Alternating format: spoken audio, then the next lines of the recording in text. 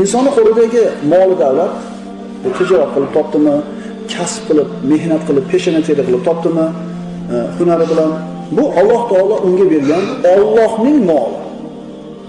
Sizni qo'lingizda vaqtincha turgan Allohning moli. Sizdagi sog'lik ham Alloh bergan sog'lik, sizdagi umr ham Alloh bergan umr. Bu bari vaqtinchaga berilgan. Alloh aytadi: "Va anfiqu min malillahi allazi ataakum." Alloh sizlarga bergan molidan infoq qilinglar. Kimning moli bu? Allohning moli. "Va anfiqu mimma ja'alakum mustakhlifina fi."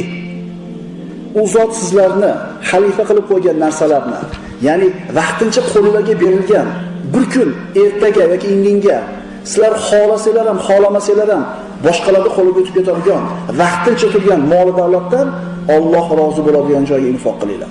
Qaranglar. Alladina yu'minuna bil g'ayb va yuqimuna as-solata va mimma razaqnahum yunfiqun. Qarang. Hidoyat egalari kim? Bu shunday odamlarki, Qur'on ularga yo'l ko'rsatadi. Endi hidoyat egalari kim desa, namoz o'qiydi, infoq ihson qiladi. G'aybga ishonadi odamlar. Infoq qilish degani faqat pulni tushunmaylik. Mana muallimlar haqida dars qilganimizda aytdik. Alloh taolo senga birodar nimani berdi? Nima bilan rizqlantirdi desa,